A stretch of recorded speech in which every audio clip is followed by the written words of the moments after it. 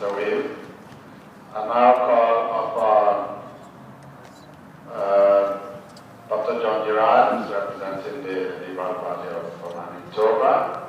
And as you all know, Dr. Gerard is also a scientist, a doctor. So he's going to tell us a little bit more about the science behind Ebola. Dr. Jon Gerard, please.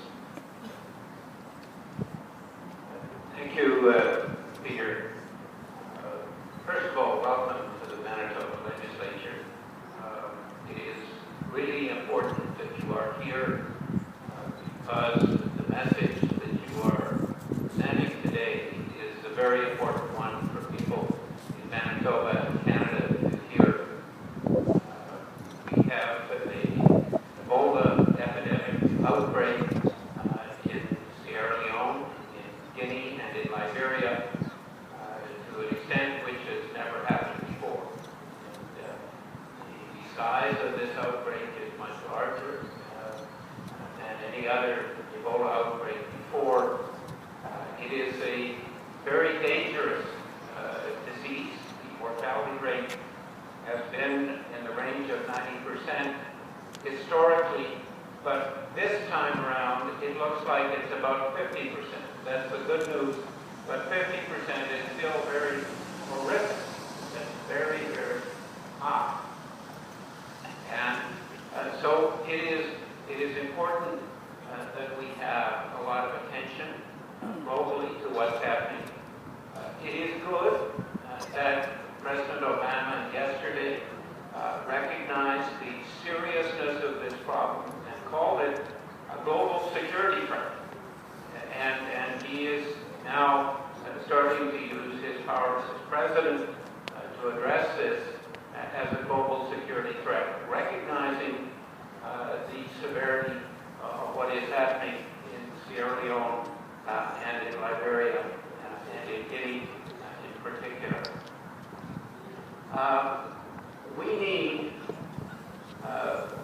We need an all-out effort because this is affecting not just the health and the lives of so many people in Africa, but it is having right now a devastating effect on the economies.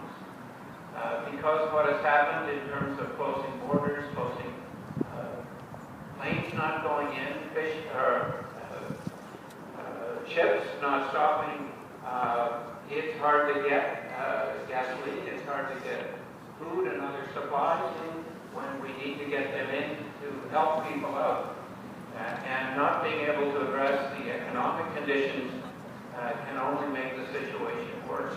So we need attention to the economy of the countries which are affected, as well as attention to the health issues. We need to be thankful that the people at the National Microbiology Lab here, people like Dr. Gary Coppinger, Dr. Neil Simonson, and many others, have actually been working for many years, in part because they had the level 4 lab here and the security, the ability to work with Ebola virus, which is so dangerous, that they started years ago in developing effective treatments and in developing effective vaccines. And fortunately, one of the treatments which was largely developed here, a monoclonal antibody cocktail called ZMapp, has proven to be extraordinarily effective in treating Ebola in monkeys. And we expect that it will be effective in people, but we need much more production of this antibody, this drug, because right now we are virtually out of the supply, and the supply was very small to start with. So one of the things that needs to be pressed for is as rapid as possible production of more of this drug, this monoclonal antibody cocktail, which is proven so far to be effective in treating very few humans who have the disease. We also need the vaccine, which is currently undergoing testing and hopefully will be available in the as soon as possible.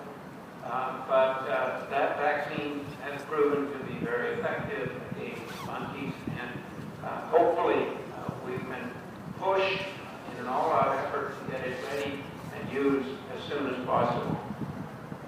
The hope is that this may be the last Ebola outbreak when we don't have the tools that we should have to prevent and to treat this condition.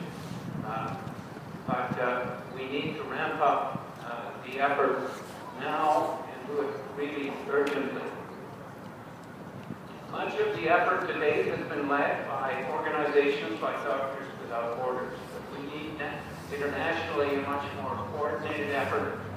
I think with the leadership of President Obama, we need also United Kingdom, Canada, and other countries, as well as the World Health Organization, to step up and really ramp up the effort, recognizing the severity of this situation. You know, in Canada, as we have in Manitoba, many people who have come from Sierra Leone, and quite a number from Liberia, and a few from Guinea, and it is good to have those connections, but you are, your countries have been on the front lines of this fight, and you are people who know what is happening back in your home countries, and it is important that this word is spread, so that in fact we have the larger effort globally that we really need. We need help, as has already been mentioned, not only with funding, but with organizational efforts, with drugs, with the vaccines, with protective clothing, and so on. And there is so much to do, and great urgency to it. There is, because this has been so quick and there are so many people affected, there are concerns about how fast this could spread, and so we have to act quickly and effectively. We know much about what measures can be done to prevent spread, but we need to be much more effective in doing those community levels in Africa. I want to thank you all for coming here. We need to stop Ebola. Thank you for being part of the effort to do this and for coming here today. Thank you, thank you, thank you.